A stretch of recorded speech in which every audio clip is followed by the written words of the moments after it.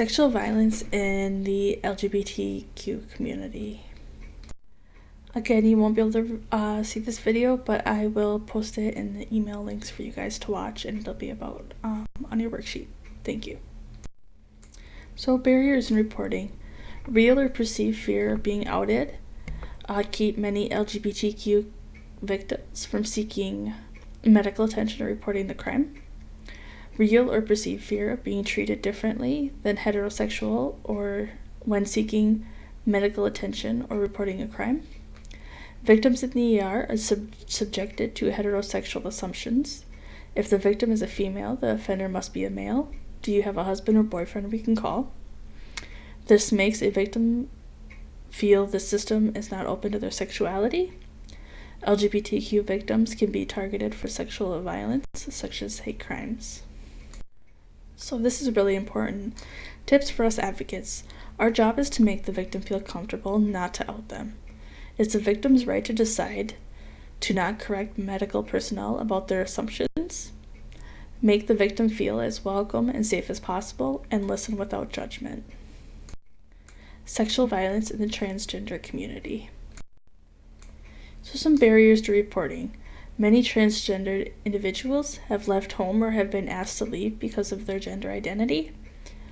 Making a living at a traditional job can be difficult for transgendered individuals, so they may turn to survival sex or prostitution simply to support themselves. Barriers to reporting. Sexual violence against transgendered individuals is more often violent and brutal because there is a general extreme hatred on the part of the perpetrator. The National Transgender Discrimination Survey identified that 61% of trans and non-gender conforming respondents have experienced physical assault and 64% experienced sexual assault.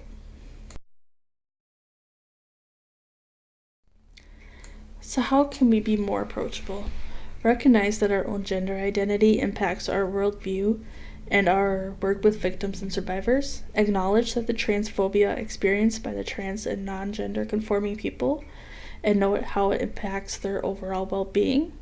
Awareness impact of pressure to be gender conforming.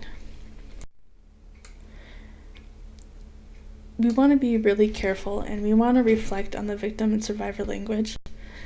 Calling victims and survivors by their preferred name and pronouns shows respect for their needs and self-knowledge.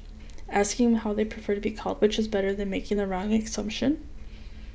Keep in mind that pronouns and other terms victim and survivor use do not tell you everything you need to know in order to provide appropriate services.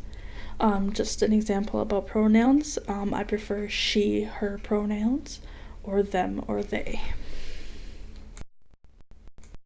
So here we talk about pronouns. If you don't know the correct pronoun, ask he, his, she, her, they, them, their. If you use the wrong pronoun, take responsibility.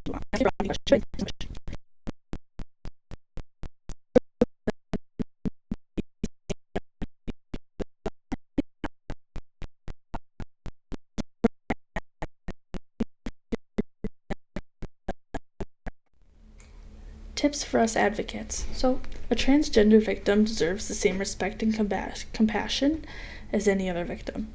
Check your own beliefs and feelings to make sure you are staying victim-centered.